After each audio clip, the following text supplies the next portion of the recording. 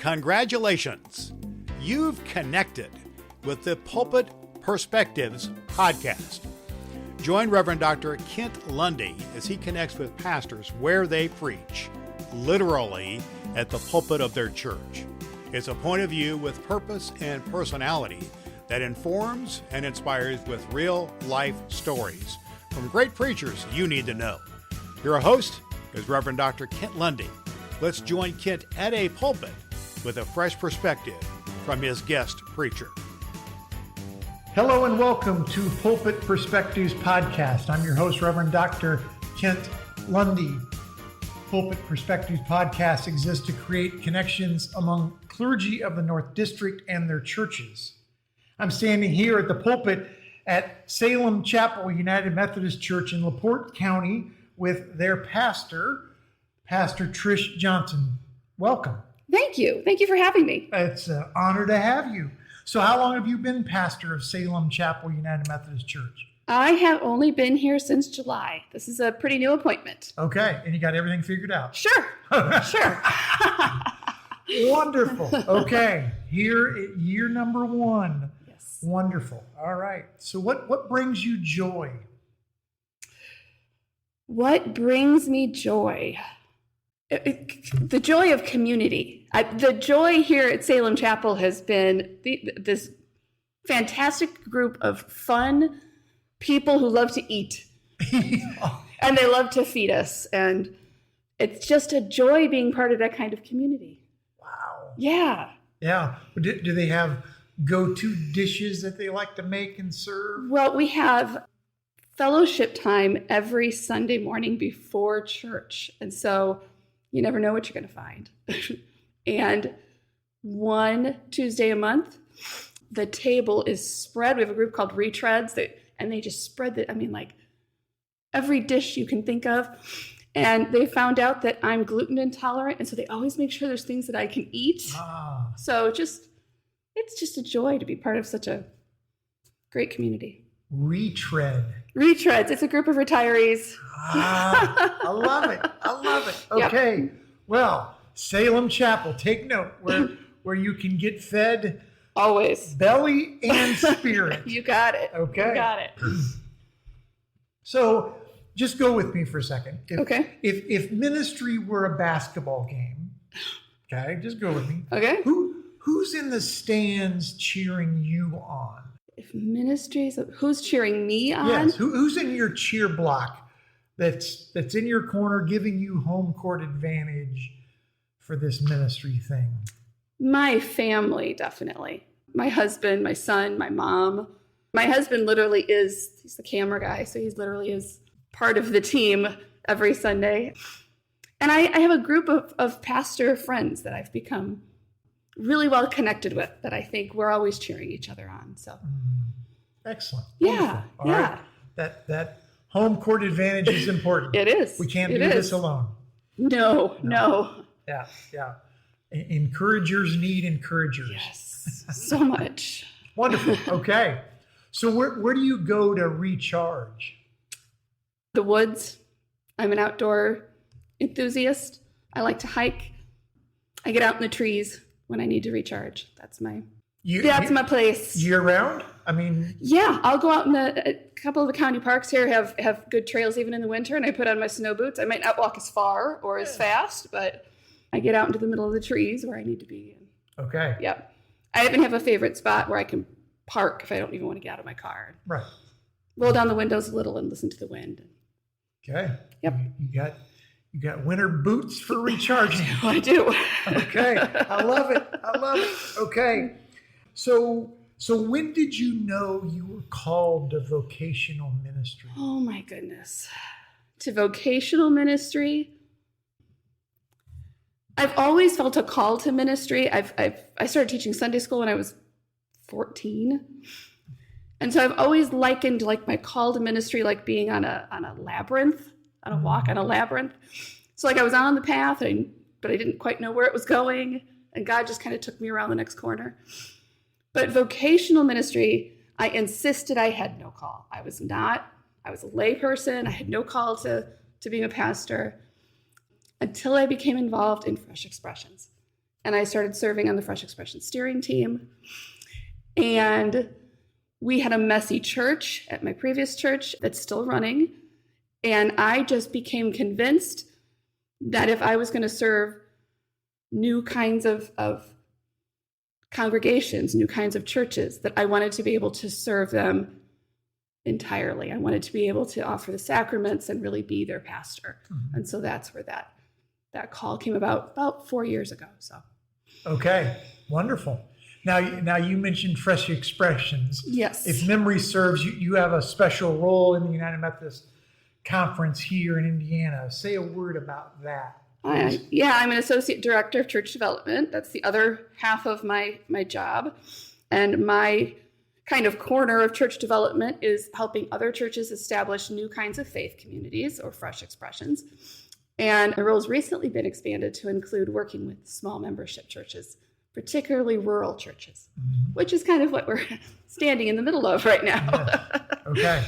Okay. So any church in any part of the state could reach out to you if they wanted to learn more about Fresh Expressions. You got it. Especially yes. rural churches. Yes. Okay. You got it. Awesome. Good to know.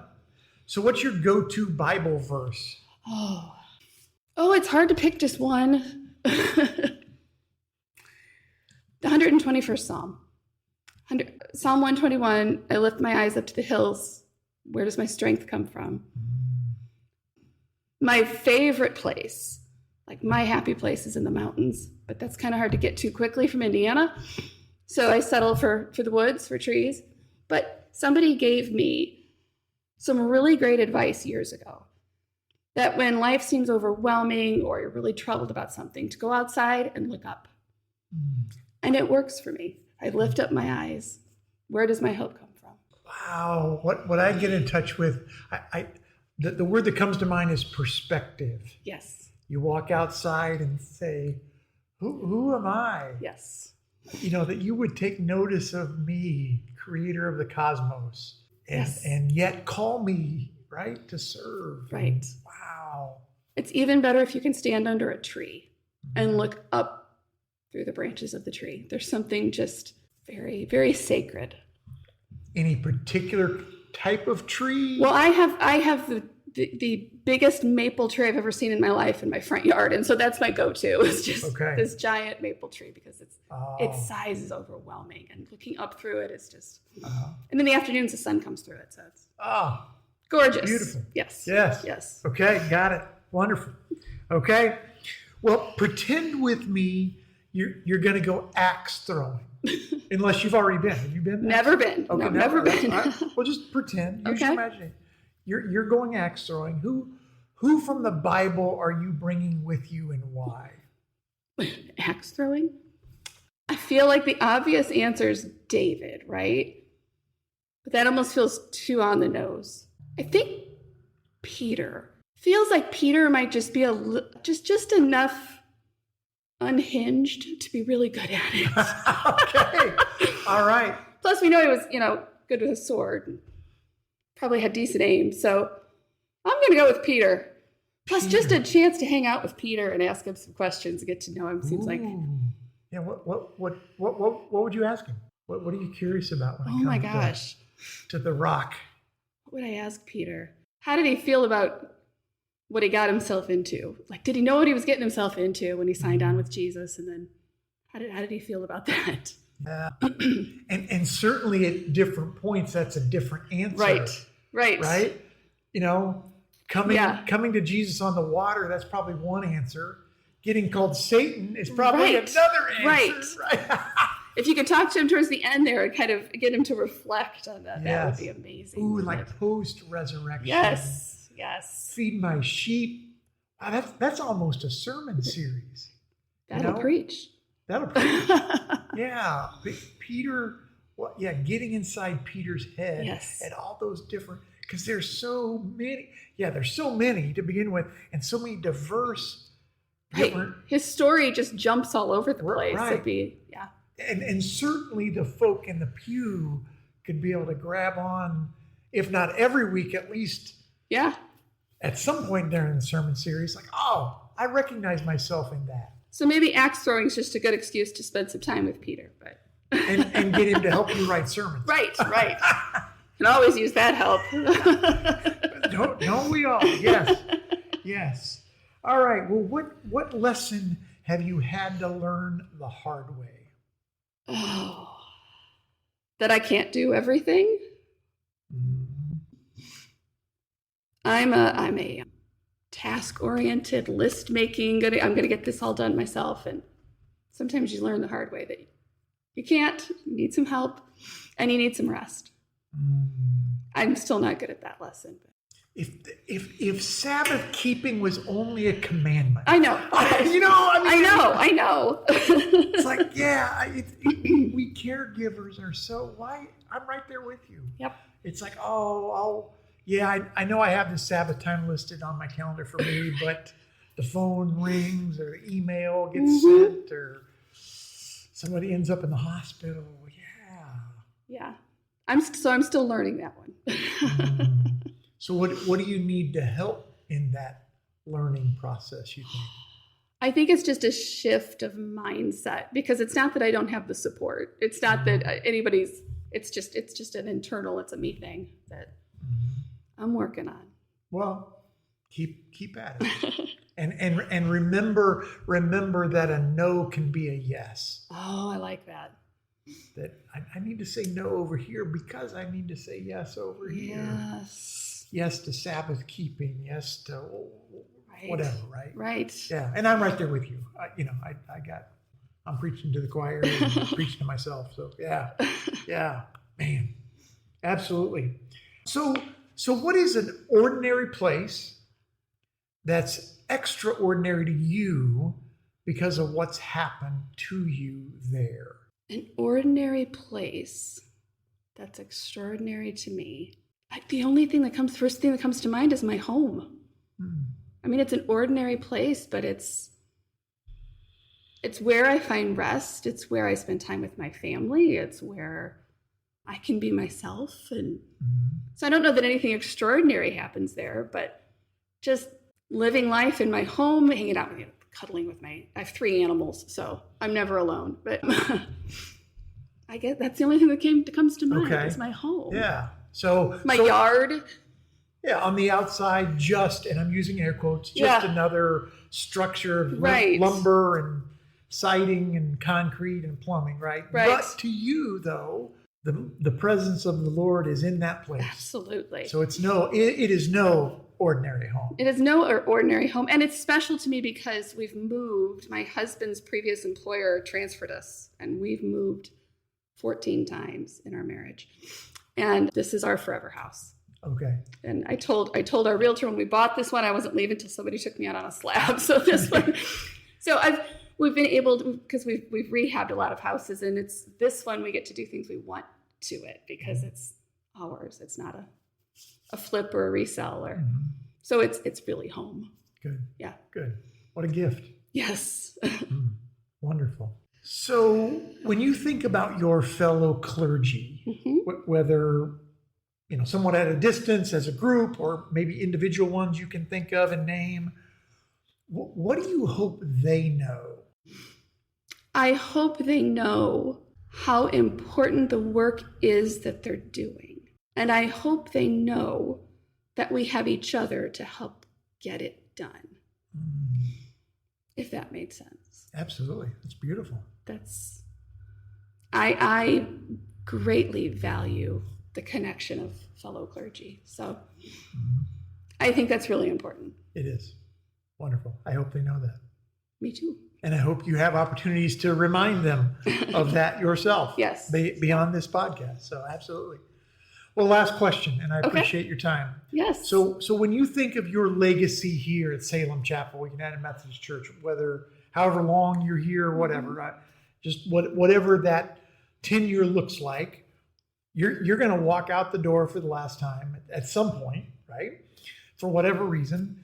So in 3 words, what legacy are you leaving Salem Chapel? 3 words. Be the church. Be the church. Inside the walls, outside the walls. This is a very mission-minded church. We've just started breakthrough prayer. And And they're very excited about those possibilities. And so we're talking a lot about being the church in the world. And so that's 3 words, right? Be the church. I like it. Be the church. I like it. Yes. Wonderful.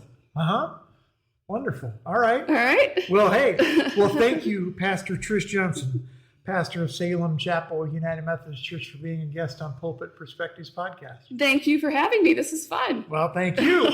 Pulpit Perspectives Podcast exists to create connections among North District clergy and their churches. If you want to learn more about all the great things God is doing in the midst of the North District, I invite you to find the North District Facebook page. You can also learn more about the Indiana Conference at inumc.org. inumc.org. Among other things, you can find out about the Fresh Expressions training and opportunities and support and all that goodness that Trish talked about earlier. So that's there. Check that out on the website as well. Well, I'm your host for Pulpit Perspectives Podcast, Reverend Dr. Kent Lundy, signing off for now. There you have it. A fresh perspective from the pulpit with a great preacher. You know you want to hear more. You can do just that by connecting with Pulpit Perspectives with Reverend Dr. Kent Lundy on Apple Podcast and Spotify, where you can like and follow the podcast.